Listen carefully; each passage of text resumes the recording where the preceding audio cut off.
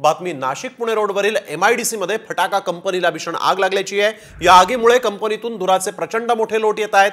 अनेक कर्मचारी कंपनीमध्ये अडकल्याची ही भीती आहे। आगीचं कारण अद्यापही अस्पष्ट आहे। या आगीमुळे या सगळ्या परिसरामध्ये भीतीचं वातावरण आहे। अनेक कर्मचारी या कंपनीमध्ये अडकल्याची देखील भीती व्यक्त होतीये। आगीचं कारण अस्पष्ट आहे। ही आग विझवण्यासाठी शर्थीचे प्रयत्न सध्या सुरू झालेले आहेत। MIDCच्या फटाका कंपनीमध्ये ही भीषण आग लागलेली आहे। नाशिक पुणे रोडवर ही MIDC आणि त्याच MIDC मध्ये असणाऱ्या या फटाक्याच्या कंपनीला किती भीषण आग लागली ती दृश्य आपण बघतोय।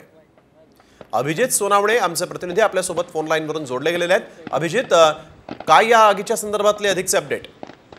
स्नेहल, या ठिकाणी या परिसरामध्ये फटाक्यांची 5 ते 6 गोडाऊन्स आहेत। आज सकाळी या गोडाऊन मधून काही फटाक्यांचा माल जो आहे तो बाहेर पाठवण्यासाठी ट्रक मध्ये भरला जात होता आणि त्याच वेळी अचानकपणे फटाके त्या ठिकाणी आग लागली आणि मोठ्या प्रमाणात त्या ठिकाणी फटाक्यांचा धूर सध्या या सगळ्या परिसरामध्ये झालेला पाहायला मिळतोय। अजूनही फटाके जे आहे आतमध्ये गोडाऊन मध्ये ठेवलेले ते मोठ्या प्रमाणात फुटत असल्यानं मोठा आवाज जो आहे तो या सगळ्या परिसरामध्ये होतोय।